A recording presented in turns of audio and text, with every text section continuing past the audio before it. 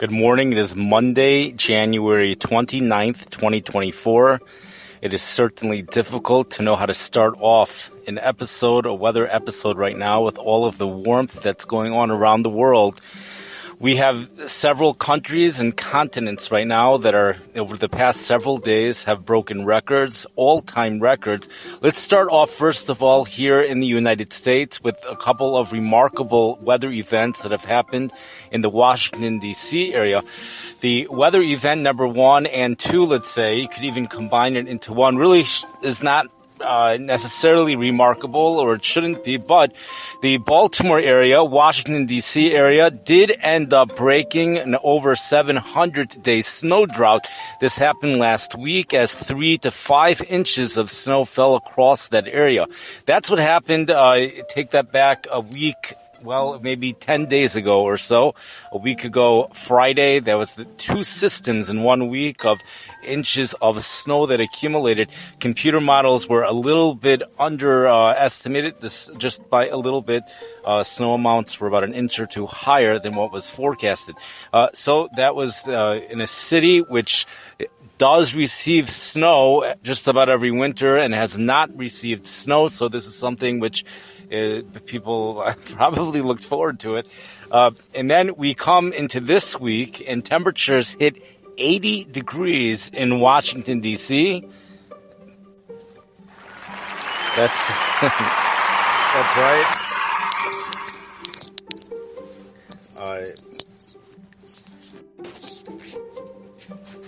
Totally phenomenal stuff in Washington, D.C.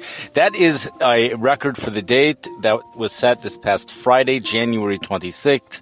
It's also the warmest ever for the month of January. Records go back to 1872, the highest temperature up until now, 79 degrees, reports the Washington Post, set back in 1950. We're going to take a look at that just a moment inside, just to get everything 100% accurate. That's 1950, 79 degrees was the previous record. We now have 80 degrees.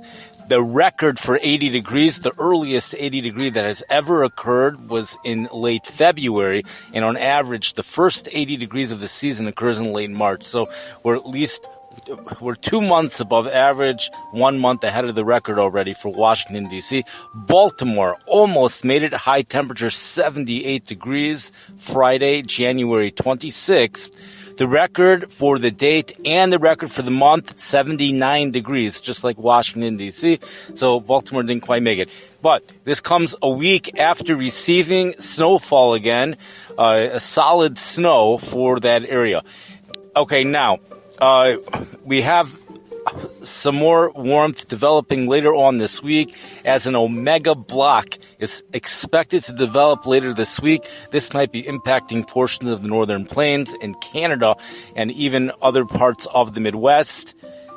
Temperatures will be going possibly up to 30 degrees above normal should this develop. That's when we will see the jet stream buckle upwards as a ridge develops over the Midwest and southern Canada.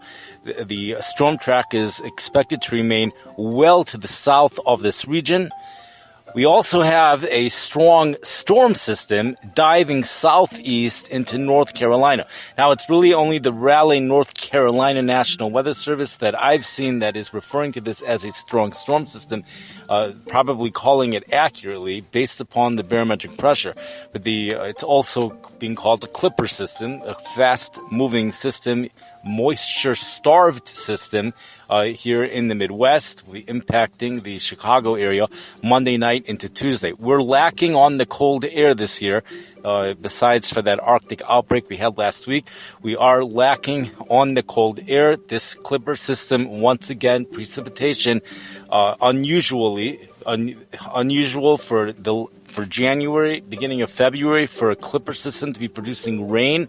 But the first half of the system, rain, says the National Weather Service, rain showers and snow showers for the second half possible on Tuesday, with no snowfall accumulation due to temperatures being in the mid and upper 30s. Another Clipper system brings a front by later in the week for the Chicago area on Thursday, but nothing really significant regarding cold either. Okay, so Now, really the next major thing, which we will be talking about in just a second, is a storm system that is expected to develop in southern Texas, says the New Orleans, Louisiana National Weather Service. That storm system moves across the Gulf later this weekend. That storm system will not have any cold air, except perhaps initially. The European computer model does show some snow developing off Kansas initially, but then it turns into an all-liquid event as it moves across the Gulf Coast. And then for the weekend, now there's a lot of differences in the forecast, that the different models that start to occur really from the weekend onward.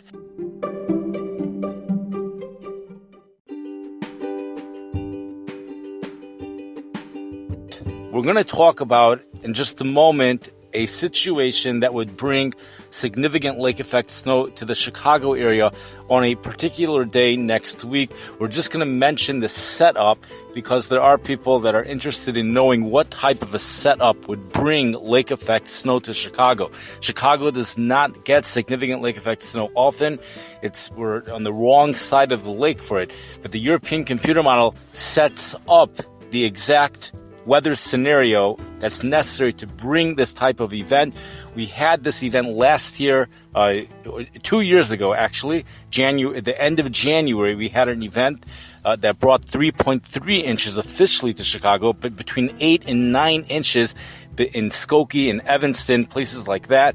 I believe the record officially is only 5.8 inches. That's how rare it is for the Chicago area to get lake effect snow, significant amounts. We've never even seen a 6-inch snow for lake effect compared to other cities which get lake effect snow. You know, there are places that have seen over 100 inches from just one storm. I mean, that's extreme, but those things have happened. So Chicago does not get much lake effect snow. We do have the European computer model, again, setting up the Chicago area. I'll tell you that's for a week from Tuesday. We're not talking about it for the purpose of accuracy, really. It's really too far in advance. But it is a setup we'll be getting back to in just a moment. Let's skip over to Spain and France, actually. Germany as well. These are all places that received record warmth over the past several days. And then we're going to talk about a heat wave, temperatures about 120 degrees in Australia.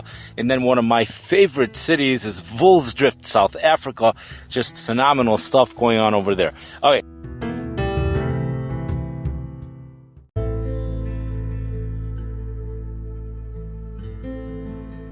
So let's go. The Washington Post has just a wealth of weather information. It's very hard not to look at it.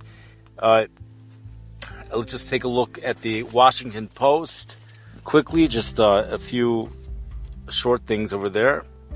Let's go back actually to the snowstorm in Washington, D.C. and Baltimore, the second storm. So this is from January 19th. The article is written by Jason Samenow. I don't know if I'm pronouncing it right. Ian Livingston and Jeff Halverson. The second significant snowstorm in 1 week blanketed the Washington region Friday, icing over roads and shutting down schools. This would have been Friday, January 19th. Widespread amounts of 2 to 5 inches fell on top of similar totals from the storm on Monday and Tuesday.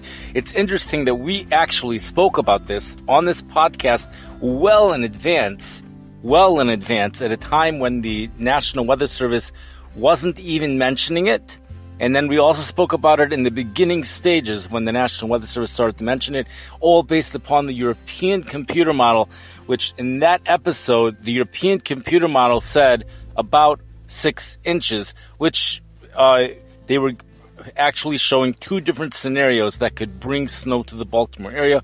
We mentioned it. This actually ended up happening, with the first one occurring Monday and Tuesday earlier in that week, and then the later one occurring on Friday of that week.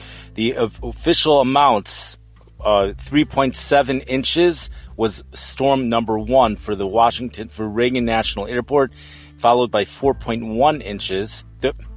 The opposite, 4.1 inches in the beginning, followed by 3.7 inches for the total of 7.8 inches which as predictions were 1 to 4 inches. And okay, here's some of the Gaithersburg, Germantown, Clarksburg, Darnestown, and Damascus all reported right around 6 inches. Illicit City 5.8 inches, Ashburn 5 inches, Dulles Airport 4.9 inches, Poolesville and Rockville 4.5 inches, Crofton 4.3 inches. Let's just skip down to National Airport 3.7 inches. This is the Washington Post reports it's the first time they've had 2 plowable snowfalls in such short succession since February 2010, when there were back-to-back blizzards. The storm was a clipper system, and then the storms approach from the west-northwest. They're efficient at lifting the air. They tend to be starved for moisture, as we've spoken about many times. And they're also usually embedded in a fast-moving jet stream, so it's a quick hit, and there's a limited time for accumulation. We've spoken about that as well, and as a result, the Mid-Atlantic typically only experiences up to a few inches of dry, powdery snow from such systems. So this was a little bit more. It took an ideal track to maximize snowfall across the area. In the upper atmosphere, the disturbance associated with this clipper was supercharged with spin that increased the upward motion in the lower and middle atmosphere, and this resulted in cooling and freezing of moisture into the thick clouds and moderately heavy snow. The storm track went a little bit further south than forecasted, and that's one of the reasons why the forecast was slightly less than what actually occurred. Let's go on to the record heat across the world. Here's some of the records set over the past several days. High temperatures reached well into the 60s, and in some cases surpassed 70 degrees this past Wednesday. That would be January 24th. Record daily highs included 74 degrees Fahrenheit, 23.3 Celsius. In a place in France, perhaps it's called Calabriers, but perhaps not. It's spelled Collobbries. 74 degrees in Cuenca. It's spelled Cuenca, Spain. That's 23.2 degrees Celsius. 64 degrees in Imst, Austria. 17.9 degrees Celsius. 62 degrees in Piotta, Switzerland. Piotta, 16.4 degrees Celsius. Les Salines, Salines, reached at least 69 degrees Celsius. At Fahrenheit, 20.5 degrees Celsius, which is a new January record for the county of Andorra. In Germany, Geldern, Geldern, and Rheinstetten, Reinstetten, set records Wednesday, January 24th for warm minimum temperatures, both only dropping to 52 degrees, 11 degrees Celsius. In Australia, the high temperatures approached 120 degrees in portions of South Australia and Queensland on Wednesday, January 24th. This includes 119 degrees Fahrenheit in Oodnadatta, Oodnadatta, 48.3 degrees Celsius, 118 degrees Fahrenheit in Birdsville, 47.9 degrees Celsius. Records for warm minimum temperatures were set at several locations, including a low of 95 at Birdsville, Queensland's highest minimum temperature ever recorded, 35.2 degrees Celsius. South America temperatures soared as high as 100 to 110 degrees Tuesday, January 23rd. Trelew, Argentina saw its hottest day on record with a high of 109, 42.6 degrees Celsius. Talca, Chile, all-time record on Monday, January 22nd, with a high of 102 degrees, 38.8 degrees Celsius. In Colombia, Neiva, reached 103 degrees Fahrenheit, 39.2 degrees Celsius. And in Girardot, Girardot reached 102 degrees, 38.9 degrees Celsius. That was on Wednesday, January 24th. That's a record high in both places for January. While Podeacucar, I don't know if I'm pronouncing that right at all, Podeacucar in the Brazilian state of Alagoas reached 106 degrees Fahrenheit, 41.2 degrees Celsius. In Africa, record heat from Liberia to Congo for weeks. Tuesday's high of 103 degrees, January 23rd, 39.6 degrees Celsius at Dimbakro was the Ivory Coast's hottest January day on record. In South Africa, Woolsdrift soared to 115 degrees, Fahrenheit 46.1 degrees Celsius. We're going to take a closer look at that city in just a second. The way to spell that city, just in case I am pronouncing it wrong, and even if I'm not, it's really unique. Really unique spelling. I've been into the city for years due to the large contrast in temperatures between day and night. At times, consistently 50 degrees at times. We're going to look at it in just a moment. Violsdrif.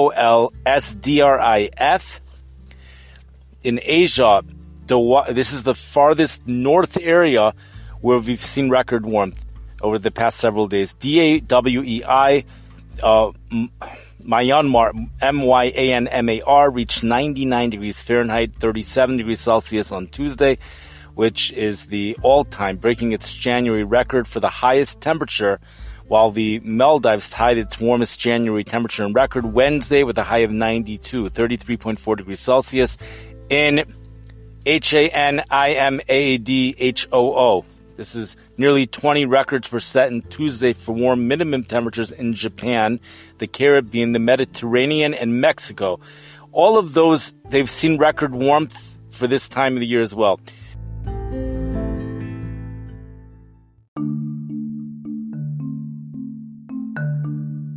Let's just speak briefly about what's causing these things to happen.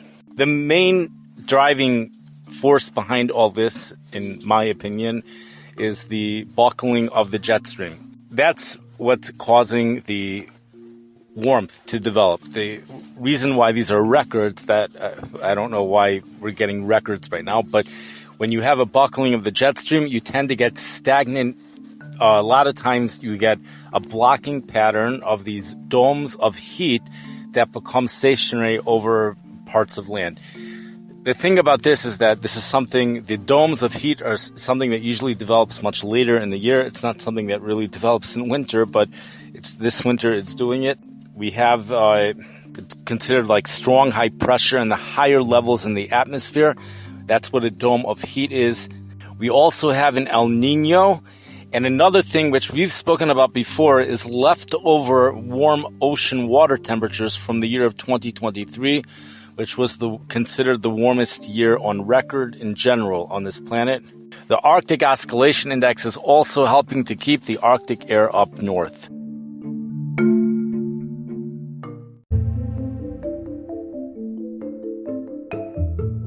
Now, here's something else just to speak about for just a moment, and some people might get worked up about this, but we've mentioned the IPCC, the International Panel on Climate Change, where at least at one point, perhaps it still is, the threshold for basically a major tipping point, a threshold which the goal has been to keep to prevent this from happening, is prevent the world from reaching a temperature of 1.5 degrees Celsius warmer than what it was in the pre-industrial times of the 1800s. So the thing over here is that Britain's meteorological office has warned that this year's average global temperature could be warmer than 1.5 degrees Celsius. That could be happening this year.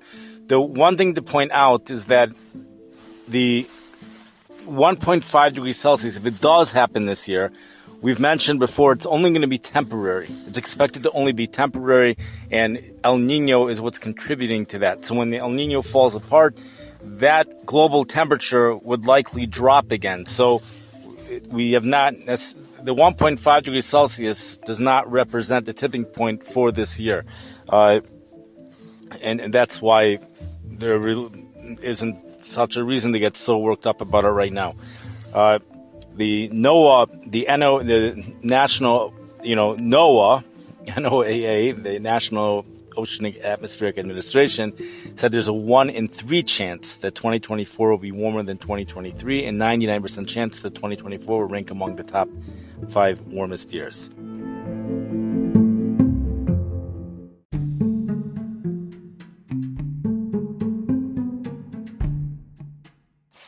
We're now going to take a look at Voldsdrift, South Africa. And then we're going to come back and talk about some stuff going on in St. Louis off the Ozark Plateau area, which will be bringing warmer air to that area. Just listen to some of this. So Wednesday morning, January 31st, temperature is expected to be 52 degrees. High temperature Wednesday, 100 degrees. That comes from AccuWeather. So that's about a 50-degree rise during the day. The temperatures drop down into the mid-60s Wednesday night, and then temperatures warm on Thursday to 102. About a 40-degree rise. Another 40-degree drop Thursday night, and down into the low 60s. Highs go into the low hundreds on Friday. Another 40-degree rise, a 40-degree drop Friday night into the upper 50s. Temperatures rising into the mid-90s on Shabbos, on Saturday night, lows in the mid-60s. We're going to see, again, it's not as drastic as we go on into the week. But let's take a look at the monthly, the AccuWeather has been reporting these temperatures.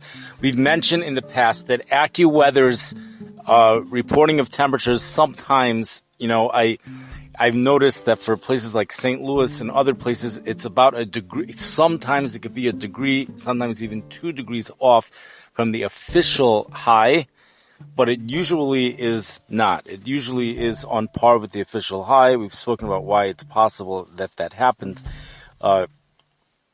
But we look at the temperatures.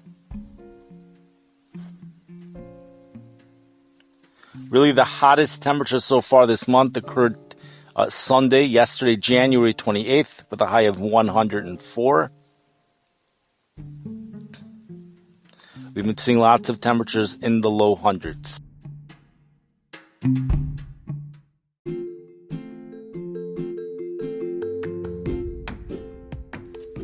Now for the St. Louis area, for tonight and tomorrow, we have a surface ridge, which it's going to be shifting east of the St. Louis area. That's going to cause the winds to turn and become southwest. That's the warmest type of wind possible. This is going to cause warmer air to move into the St. Louis area. But another thing is that this warmth will be boosted by what's called orographic effects of the Ozarks. Now, the National Weather Service is calling this the warmth is due to the orographic, which they could be referring to there'll be less clouds in the area, but they also could be referring to the downslope winds. I don't know, okay, the downslope winds slightly off the Ozark Plateau, which tends to heat things up in the St. Louis area. So temperatures are expected to be well above normal due to the southwest winds and also due to the downslope winds off the Ozark Plateau over the next, for tomorrow. Then a low pressure system, a clipper system moves through the area. We'll probably see a return of the mild air later on in the week.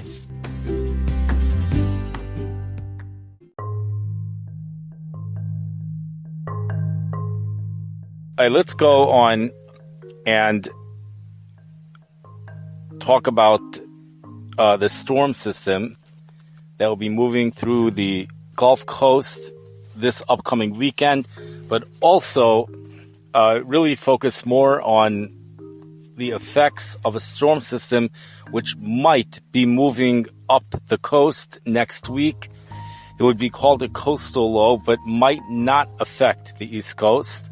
And even if it does, remarkably, it does not have cold air feeding into it, at least according to the current forecast. However, this storm system is expected to be strong, and it will be bringing, if this does occur, northeast winds for an extended period, cold northeast winds. The Chicago area usually gets its northeast winds in association with a storm system moving through the Midwest. The northeast winds therefore cause lake enhancement, except this year it caused the snow to fall as rain. But when the northeast winds are a result of storm systems moving up the coast and they occur this time of the year, the Chicago area tends to get snow and it tends to accumulate. Usually nothing significant, but we have had significant snows before, such as what occurred in 2022, where some of the parts of the Chicago area got 8 and even 9 inches of snow. So that's something to watch out for Tuesday of next week. In fact, Chicago might be one of the only cities getting significant, if this should materialize, Chicago might be the only city receiving significant snow from this coastal low up the East Coast. That's quite remarkable, but that's due to a lack of cold, really. But Chicago is so far on the back side of the system. It's well in the cold air mass, and as a result, plus the northeast winds and the warmer lake temperatures, we would see significant snow as a possibility here.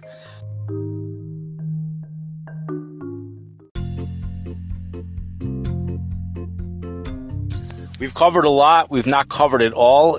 When you look in the European computer model and you see a storm system on the west coast of 28 point something, it becomes very clear that there's a very significant weather event that we are not covering in this episode. And there are headlines around about an atmospheric river being associated with a system on the west coast. I would imagine it is the same system, so there's plenty more to talk about.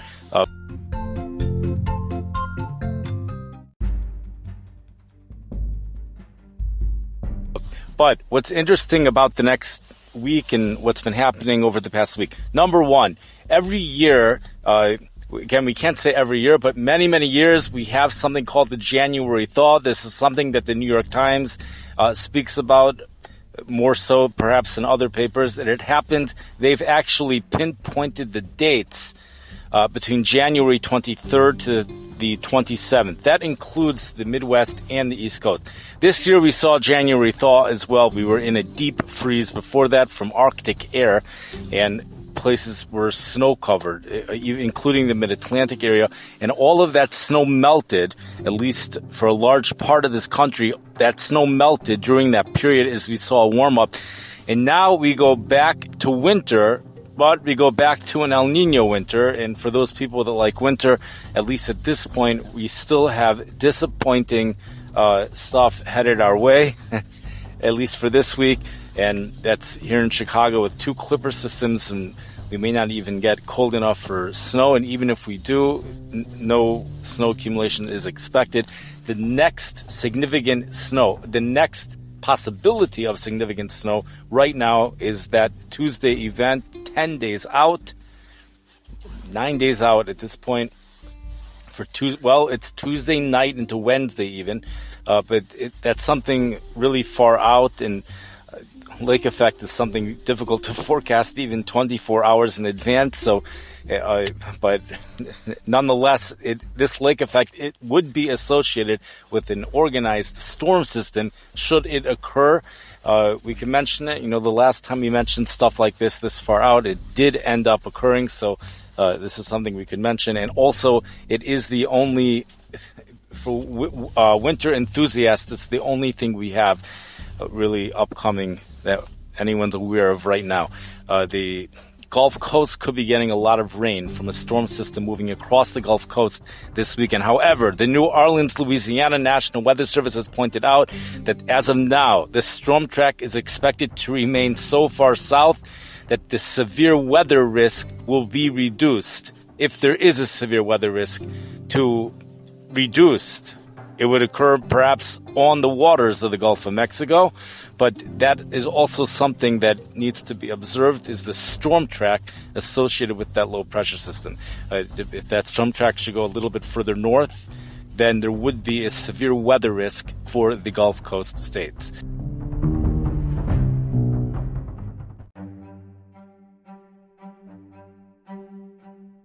We do have a winter storm warning in effect for portions of South Carolina. These are the higher elevations of Swain and Haywood counties, above 3,500 feet until noon later today.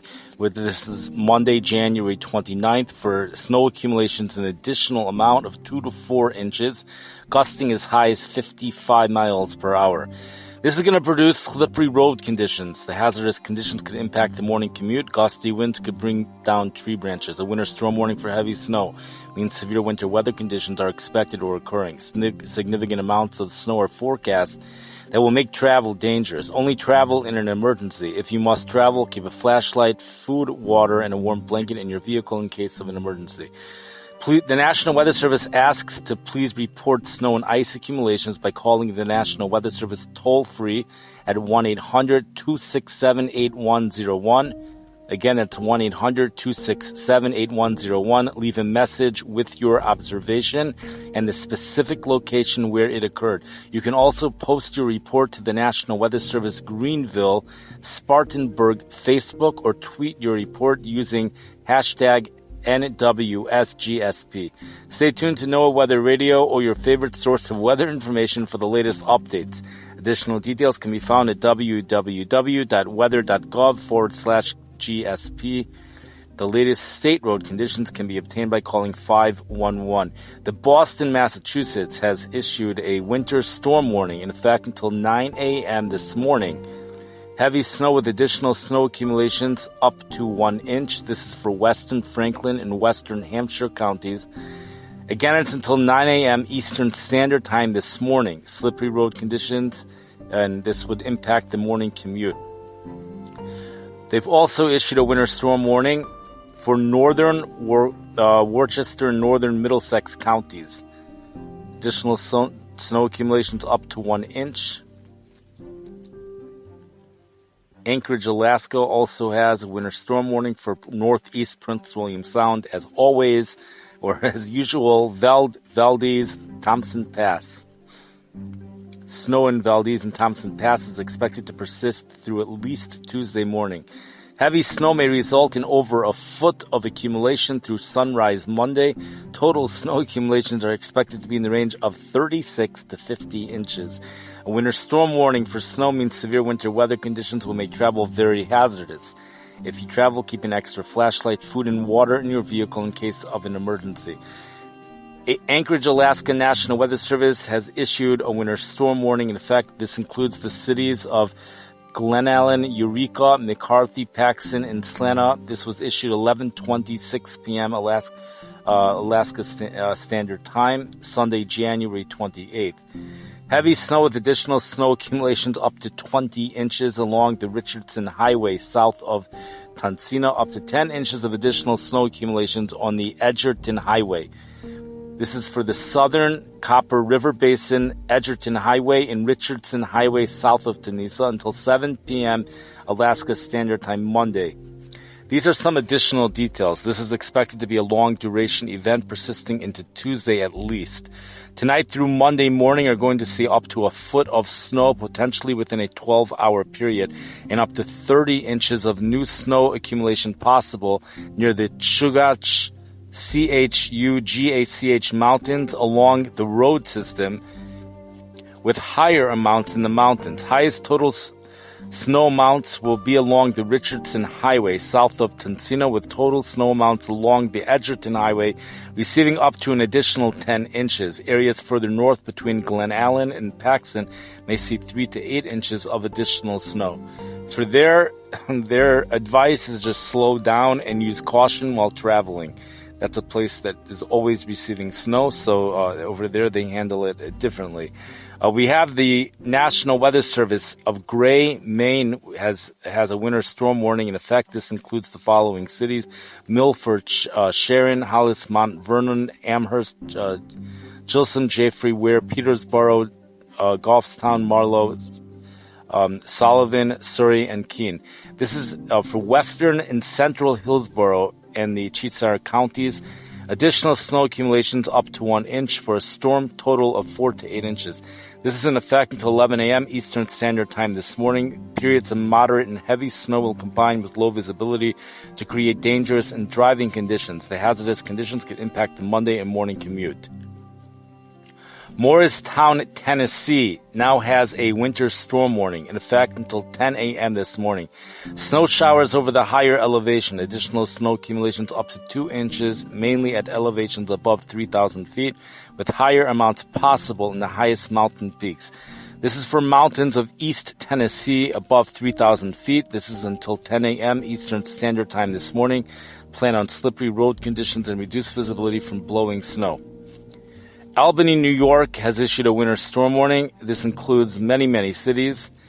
This is in Massachusetts, northern Berkshire County, in New York, western Albany, and western Greene counties, in Vermont, western Windham County. Additional snow accumulations of 3 to 6 inches from 6 a.m. Sunday to noon today, Monday. Travel will be difficult due to snow-covered roadways and reduced visibility. Valley areas will see snow mixed with rain through late Sunday afternoon, reducing snow accumulations. If you must travel, keep an extra flashlight, food, and water in your vehicle in case of an emergency.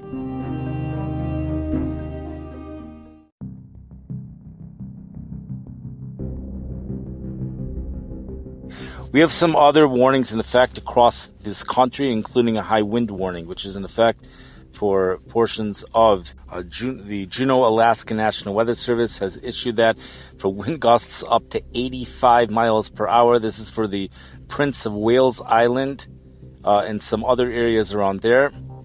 High winds will blow around unsecured objects and may damage property and cause power outages.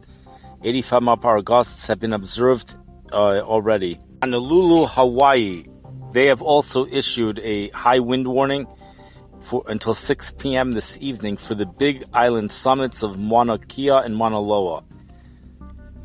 West winds of 50 to 60 miles per hour with localized gusts over 70 miles per hour for the Big Island summits. This is until 6 a.m. today.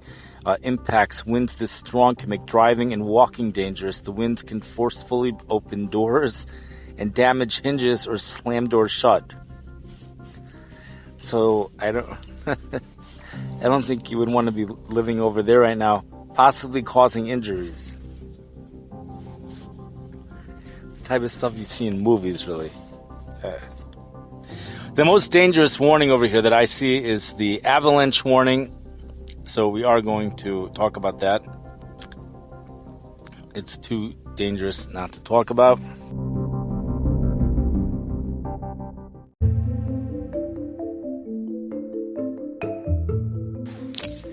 This is the National Weather Service of Anchorage, Alaska. The following message is transmitted at the request of the Valdez Avalanche Center.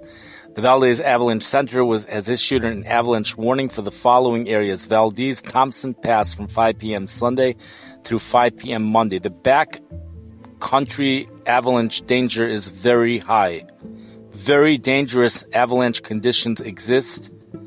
This is for the mountains surrounding the Valdez and Thompson Pass area.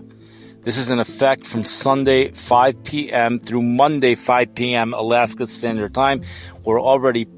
So it's in effect for many more hours, probably another 17 hours or so.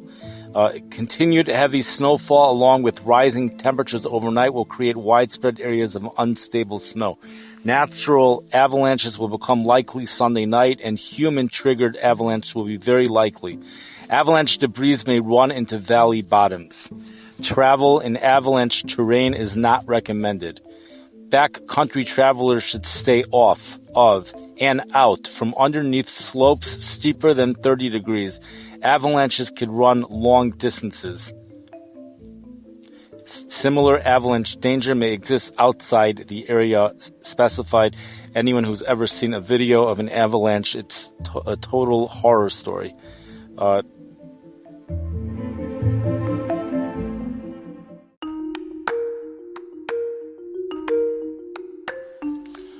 We do have a large area here in the Midwest under a dense fog advisory.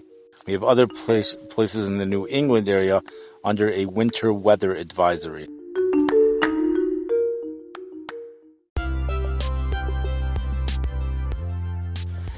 Here's something very unique over here. For the next couple of days, the National Weather Service tells us that the lower 48 states, that's the 48 states over here, we're going to see mainly fair weather with temperatures in the central and western U.S. running above average. A winter storm will continue impacting south central Alaska Monday with heavy snow and high winds.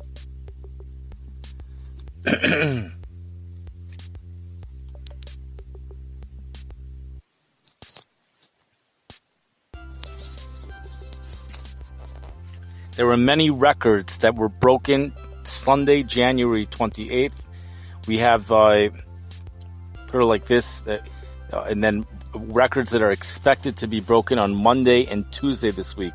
Sunday's record, 65 degrees. This was the record, 1940. This is for Medford. I actually do not have the information right now to know whether that record was broken or not. But the forecast is similar to that. Monday's record, 64 degrees, set in 1995. Tuesday's record, 63 degrees, set in 1995. Forecast highs for Monday in Medford, a forecast high of 69. Record high again, 64. In Klamath Falls, Oregon, the record high Sunday, 55 degrees, set in 2015. Monday, 58 degrees, 1976. Tuesday, January 30th, 56 degrees, 2015. These are records. Whether they're going to be broken or not, Sunday, I don't know. Monday, again, the record, 58 degrees. The forecast high for Klamath Falls, 61 degrees. This is due to ridging, an area of high pressure that will continue through Tuesday. Temperatures will warm 10 to 15 degrees above normal. Record warm temperatures will be in jeopardy Sunday through Tuesday. We also have a high wind watch in effect for those areas for Curry County coast, parts of the Shasta valleys. This includes Port Orford, Ashland, Wheat, and Klamath Falls. Just to read the following, this comes from the Morristown, Tennessee National Weather Service. This is the heavy snow event of January 14th through the 17th. So we're going back right now a couple weeks. January 14th, this is on a Sunday. A system impacted much of the area with moderate to heavy snow, followed by extremely cold air. Cold air was already in place, with most places starting out as snow even in the valley. This continued for the overnight periods and the day of the 16th, before tapering off by the evening. Places closer to the foothills and southeast Tennessee to southwest North Carolina saw more mixed precipitation due to warmer air in the lower levels. Many places from the southern plateau through the central and northern valleys saw an excess of 6 inches of snow, with some in the 10-inch range. This caused significant travel impacts and numerous weather-related car crashes. For the Knoxville area, this was the most snowfall in an event since the blizzard of 1993, and the most significant in the Morristown area since the February 2nd to February 3rd, 1996 snowfall event. For Chattanooga, if I'm pronouncing that right, this event alone served as the most snowfall in January since 2011. I mean, this is areas that don't normally receive this type of snow. Extreme cold also set in, with lows by the morning of the 17th falling to near or below zero in many places. Knoxville saw the coldest air temperature in 10 years as it dropped to 0 degrees. Freezing rain and snow moved into the area on Friday the 19th, which was followed by similar extreme cold during the weekend. The persistence of snow cover and cold proved to be a once-in-a-century event. Knoxville recorded 7 consecutive days with 4 inches or more of snow depth. This is the longest streak with depth data going back to 1910. The same was proven at our National Weather Service office, but records here only go back to the winter of 1995 through 1996. They report that this event was very significant with respect to snow totals, not to mention the cold air that followed and allowed snow to stick around for many days afterwards. Most places from the southern plateau through the southern and central valley up towards northeast Tennessee received at least 6 inches of snow. Some places confirmed up to 10 inches of snow. Places in far southern portions of the area even saw multiple inches of snow, which is very significant when given the fact that many winters in those areas go with little to no snowfall. On the topic of the cold that followed, many places saw low temperatures on the 17th fall to near or below zero. For several places, these temperatures were the lowest seen in 5 to 10 years. I see the 10-inch amount. It occurred at 36.1 degrees north latitude. It was 1 mile west-northwest of Wartburg, Morgan, Tennessee. An 8.8-inch amount was reported by a train spotter 2 miles west-northwest of Bearden Knox, Tennessee. 35.9 degrees north latitude. Here's the precipitation forecast, day 1 through 5, for this is the western areas. An atmospheric river will bring heavy rainfall to the west coast later this week. The northern regions may see 3 to 4 inches of rain, and parts of southern California may see 1 to 2 inches of rainfall with locally heavier values possible. We had a heavy rain event that occurred over this past weekend. As an effect, flood watches are, let's go over here. Scattered flood warnings remain in effect from the Texas Gulf Coast to the lower Mississippi Valley. At 8 a.m. Central Standard Time, I think this is on Sunday, the low pressure center was located over the southern Ohio Valley with a minimum central pressure of 1,002 MB. 29.71 inches in mercury. A cold front extended to the south across North Carolina down to the Florida Panhandle, while a warm front extended to the southwest across the Carolinas. National Weather Service radar showed heavy to moderate rainfall lifting northeast across the mid-Atlantic and northeast, and moderate rain across the Ohio Valley around an included low-pressure system. Dry conditions have finally returned to the lower Mississippi Valley. Here's some of those rainfall totals. In Arkansas, the highest amount, 8.4 inches in a city called Arkadelphia, 8.5 miles east to the southeast of that city. 8.4 inches. Hope, Arkansas, 8.35 inches. Camden, 7.65 inches. These are like amounts you would see in a tropical storm. Totally unbelievable stuff. Muscle Shoals, Alabama, 6.5 inches. In Georgia, Monroe, 5.54 inches. Kentucky, Linden, Kentucky, 3.3 inches. New Jersey, nothing really so significant. North Carolina, in Sapphire, 7.75 inches. South Carolina, in Tallahassee, 5.25 inches. In Goodspring, Tennessee, 4.75 inches. Louisiana is the winner, it looks like, at 12.54 inches in Ragley, Louisiana. Sulphur, Louisiana, 10.29 inches. Gramercy, 9.94 inches. A whole bunch of cities, 9 inches, 8 inches, 7 inches. In Baton Rouge, Louisiana, 7.32 inches. Shreveport, Louisiana. These are not official, but this is 6.2 miles south of Shreveport, Louisiana, 7.64 inches. 1.8 miles southwest of Lake Charles, Louisiana, 8.78 inches. Those are some of the cities that I recognize. Mississippi, Sulphur, Mississippi, 10.29 inches. Jackson, Mississippi, 6.38 inches. Okay, let's change that. The winner is Montgomery, Texas, with 16.79 inches. That's 4 miles north of Montgomery, Texas. West Point, Texas, 14.65 inches. Huntsville, Texas, 12.9 inches.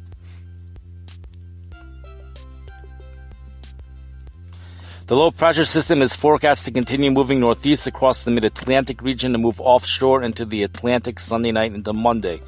The heavy rainfall threat has ended for the lower Mississippi Valley, but heavy rainfall will remain possible for the mid-Atlantic through Sunday. Isolated instances of flash flooding remain possible, with the threat of flash flooding decreasing as the system finally departs. This will be the last storm summary issued by the Weather Prediction Center for this event. Please refer to your local National Weather Service office for additional information. Really unbelievable stuff going on here. We do have plenty of records that have been broken. 1 week record cold, historic, once in a century event for the South Central states, followed by all-time record highs across the East Coast and Washington, D.C., the Mid-Atlantic area for this week. Quite a contrast, and we have